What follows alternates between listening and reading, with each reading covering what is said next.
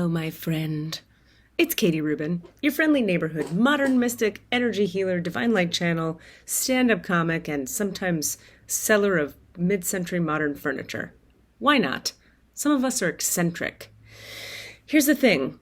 I wanted to talk today about an important thing about resistance and how resistance to what we have going on inside of our hearts, bodies, and minds is the thing that keeps the stuff we have going on. In other words, let's say you hate someone at work, okay? Your inclination, because you're trying to survive at work, right? You got shit to do. You got deadlines. You got people up your ass about stuff. Maybe you run the company. You got people you got to boss around and whose asses you have to get up inside of. You don't want to deal with how much you hate Mary. Okay, you say to yourself, I'm being an asshole for hating Mary. So I'm just going to not hate Mary. I'm going to push that hate right outside of my energy field. Or I'm going to push it down into my body. I'm going to push it away into a corner of my brain. The problem with that is then your hatred for Mary never actually gets resolved. It never leaves your field. And what happens is anything you push over here or down here or over there becomes an energy that is always running you from behind the scenes. Now you hate Mary, and then that gets triggered by John in the food hall, cafeteria at work, food hall. Now you got two people you hate. Now you're doing this energetically just to navigate life. You're pushing two things away. Now you really don't want to admit that you're sad about that thing that happened in childhood. So you're going to put that over here, and you really don't want to be upset with your uncle who said that weird racist shit at Christmas. So you're just going to push all that right here. Now your whole life is like this.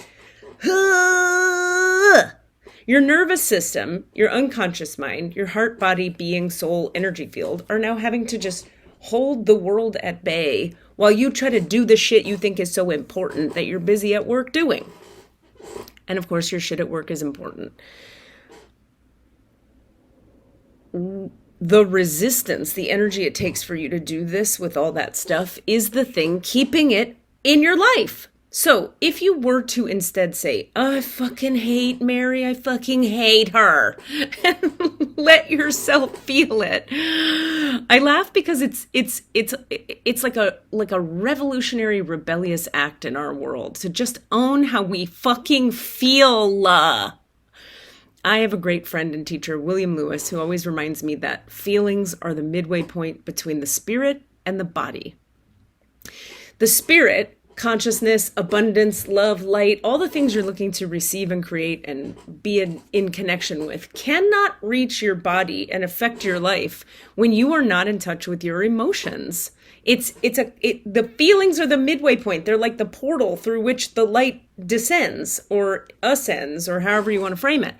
So if you say, I hate fucking Mary, and you sit with that seething hate in your body and you go into the center of it, and you bring to that hatred for Mary, poor Mary,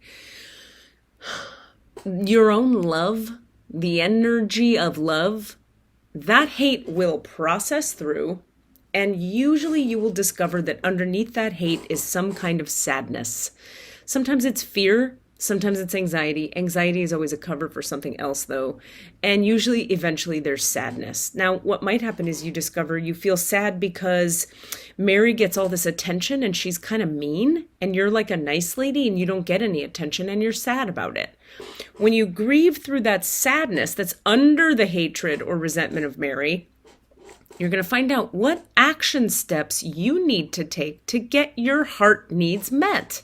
In other words, if you feel sad because Mary's getting all the attention and she's kind of a dark bitch and you're kind of awesome and nobody's hearing you, you might need to have a conversation with your partners or your boss or your team. Like, hey, I feel like I'm not being heard here.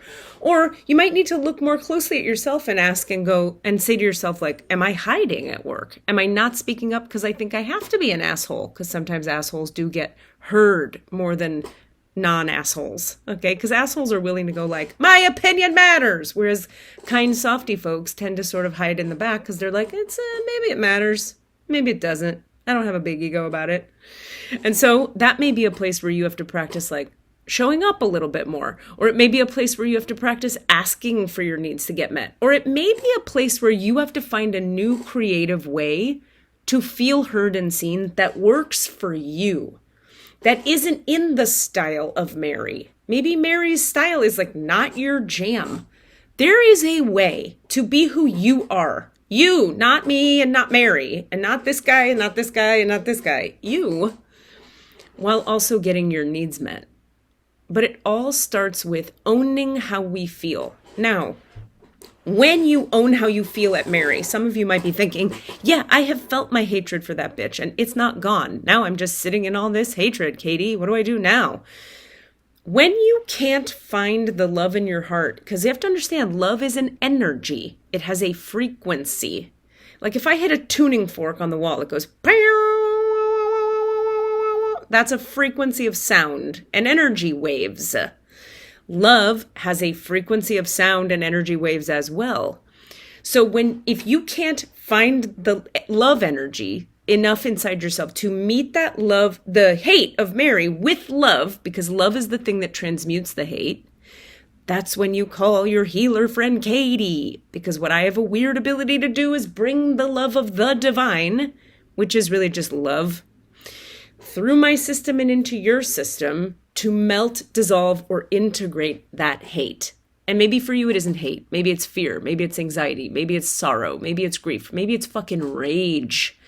Whatever feelings you have about other people, they will continue to run you from the sidelines and the underground as long as you are pretending you do not have them. But they can't own you, manage you, manipulate you, or control you if you feel them and allow them up and through, and then find your way to the other side of them. I always think of feelings as like red flags. They're going, dig here. If you're angry, that's a sign from your body saying, dig here, there's some sorrow to process. Dig here, there's something that happened in the before time that's activating this feeling that's happening in the now time. There's a saying from the 12-step recovery rooms that I love. They say, if it's hysterical, it's historical. And that sure does tend to be true. So that's just a little tip for the day.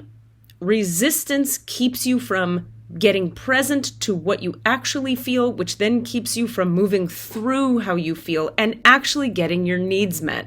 The things we resist them because we think that if we resist them, we can stay busy getting our needs met in the present moment. The problem is, like I said, that now you have two jobs. You have to get your needs met over here and hold this at bay. But if you let this in and let it move through your system, eventually you only have one job, which is to just be present with what you have in front of you. So the real answer to all of life's challenges is just be present with it until it changes. And don't act out at other people or against other people until you've been present with the thing and it's changed its shape. At that point, that's when you're ready to communicate about it. Probably not a good time to talk about it when you're like, this fucking bitch. That's not the time. It's not the time. The time is after you've processed what's going on for you about it. So face it, process it, bring love to it to help you process it, find out what's on the other side of it, and become free and liberated from it, and be elevated so you no longer have heavy weights you're carrying around or pushing away, and you can just slide forward, friction-free in the luge race of your life. And when you can't do that, check out katierubin.com to book your healing session. I'm happy to support and help you through whatever you got going on. Also, All the Answers podcast is a great place to learn more truth bomb wisdom teachings just like this one. All the Answers podcast, my dear friend Cassidy Brown and I do it together. It's hilarious. It's hilarious. It's hilarious. And very deep. And we talk deep. So check us out. I love ya.